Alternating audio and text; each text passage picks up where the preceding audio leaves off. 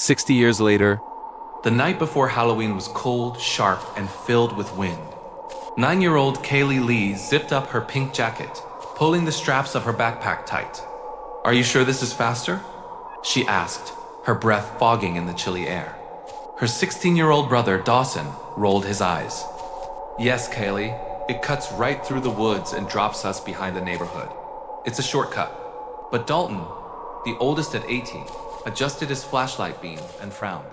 "I don't like this path. We should have just stuck to the road." Dawson smirked, a glint of mischief in his eyes. "You scared, Dalton?" Dalton didn't answer.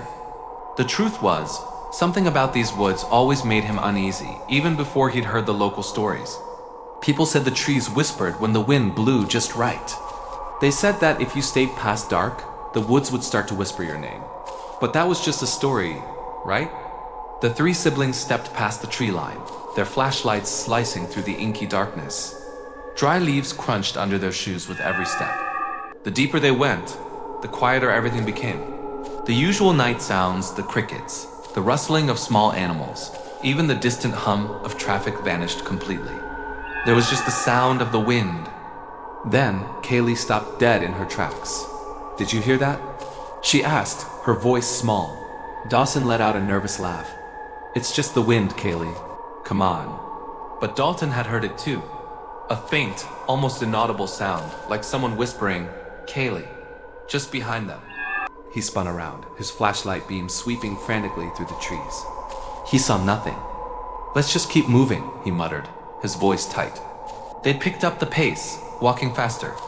The path twisted and turned, and the trees seemed to grow closer together, their branches like skeletal fingers, until it felt like the forest was swallowing them whole. Suddenly, Kaley's flashlight flickered once, twice, and died. "Dalton?" she whispered, her voice trembling. Before he could answer, they all heard it again. Closer this time. A voice, high and childlike, drifting through the cold air. "Kaley, come play." Kaley's eyes went wide with terror. That wasn't the wind. Dalton grabbed her hand, his own grip surprisingly firm. "Stay right behind me." They pushed forward, almost running, until the trail suddenly opened into a clearing. In the center stood a small, crooked cabin, half hidden by thick, creeping vines.